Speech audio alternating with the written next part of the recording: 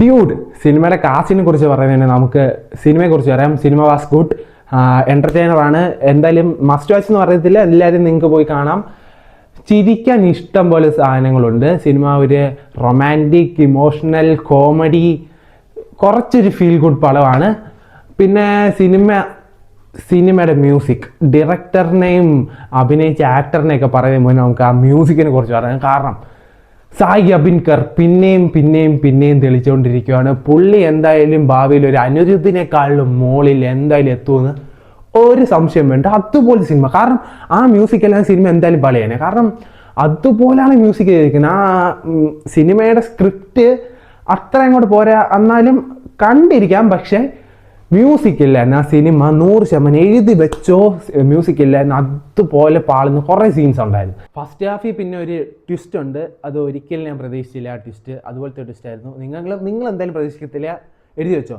പിന്നെ first ഹാഫിൻ്റെ interval നല്ലതായിരുന്നു. പിന്നെ നമുക്കൊരു ഫീൽ വരും, ഇത് എങ്ങനെ ഇവൻ സോർട്ട് ഔട്ട് ചെയ്യും, എങ്ങനെ സോൾവ് ചെയ്യും എന്ന് നല്ല ഒരു, എന്നുവെച്ചാൽ ഇങ്ങനത്തെ കഥകൾ നേരത്തെ കണ്ടിട്ടുണ്ട്. പക്ഷെ എന്നാലും എങ്ങനെ ഇത് സോൾവ് ചെയ്യുമോ, അതല്ലാതെ കയ്യിൽ നിന്ന് പോവോ, അങ്ങനെ ഭയങ്കര എന്നുവെച്ചാൽ നമുക്ക് തന്നെ ഒരു ഇതാവും. എന്നുവെച്ചാൽ ഇപ്പം എങ്ങനെ സോൾവ് ചെയ്യുമെന്ന്.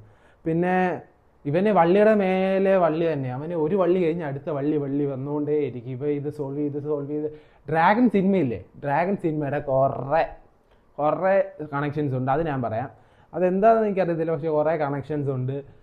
പിന്നെ സിനിമ ഞാൻ കാണാൻ സജസ്റ്റ് ചെയ്യുന്നുണ്ട്. കാരണം സിനിമ പൊട്ടപ്പടമൊന്നുമല്ല, കണ്ടിരിക്കാൻ നല്ല എൻ്റർടൈനറാണ്, നിങ്ങൾക്ക് പോയി കണ്ടിരിക്കാം.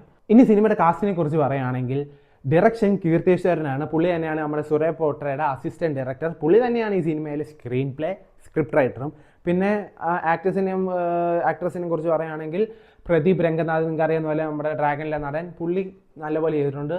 ഇപ്പോൾ പുള്ളിക്ക് പകരം വേറെ ഒരാളാണ് ഈ സിനിമ ചെയ്തെങ്കിൽ അത്രയും ഇത് കലങ്ങത്തില്ലായിരുന്നു എന്ന് തോന്നുന്നു. കാരണം പുള്ളിക്ക് റോള് സൂപ്പറായിരുന്നു. പുള്ളി നല്ല, എന്നുവെച്ചാൽ ഒരു സിമ്പിൾ വേയിൽ പുള്ളി റോൾ ഹാൻഡിൽ ചെയ്തിട്ടുണ്ട്. പുള്ളി കോമഡി കാണിക്കേണ്ട അടുത്ത് കോമഡി കാണിക്കുമ്പോൾ നമുക്ക് എന്തായാലും ചിരി വരും. അതുപോലത്തെ ഒരു വേ ഓഫ് ആക്ടിങ് ആയിരുന്നു. പിന്നെ മമിത ബൈജു നമ്മൾ വിചാരിച്ചതിൻ്റെ തൊട്ട് ക്യൂട്ട്നെസ് മാത്രം വാരി വിതറുന്ന ഒരു ആക്ട്രസ് അല്ല. ഇത് പുള്ളിക്കാർ കരയേണ്ട അടുത്ത് കരഞ്ഞിട്ടുണ്ട്, ബോൾഡ് ആവേണ്ട അടുത്ത് ബോൾഡായിട്ടുണ്ട്. കൂടുതൽ കരച്ചിലാണ് ഇത് പുള്ളിക്കാരെങ്കിലും, പക്ഷെ നല്ലപോലെ ചെയ്തിട്ടുണ്ട്. പുള്ളിക്കാരി സൂപ്പറായിരുന്നു.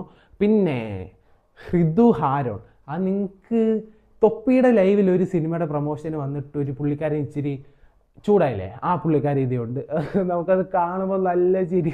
ആ പുള്ളി എന്ന് വെച്ചാൽ നിങ്ങൾ അത് പോയി കാണുമ്പോൾ മനസ്സിലാവും. പിന്നെ നമ്മുടെ ശരത് കുമാർ, ക്രിസ്റ്റി ഞാനുണ്ട് നിനക്ക് എന്ന് പറഞ്ഞ് വരുന്ന നമ്മുടെ ക്രിസ്ത്യൻ പ്രദേശിലെ ആള്, പുള്ളിക്കാരൻ എന്നുവെച്ചാൽ മമിത ബൈജുവിൻ്റെ അച്ഛനാണ് ഈ സിനിമയിൽ. അവിടെ ഒരു ട്വിസ്റ്റ് ഉണ്ട് ഈ സിനിമയുടെ ഫസ്റ്റ് ഹാഫിൽ. അത് പക്ഷെ അത്രയും സിനിമ വഴിതിരിച്ച് വിടുന്നതൊന്നുമല്ല, എന്നാലും വഴിതിരിച്ച് ചെറുതായിട്ട് വിടും. എന്നാലും ആ ട്വിസ്റ്റ് നമ്മൾ അത്രയും പ്രതീക്ഷിക്കത്തില്ല. പിന്നെ അത്രയ്ക്കുള്ളത്. പിന്നെ രോഹിണിയുണ്ട്, അത് പ്രദീപ് രംഗനാഥിൻ്റെ അമ്മയായിട്ടാണ് അഭിനയിക്കുന്നത്. പിന്നെ അത്രയ്ക്കുള്ള സിനിമയിലെ കാസ്റ്റിലെ പ്രമുഖ വ്യക്തികൾ.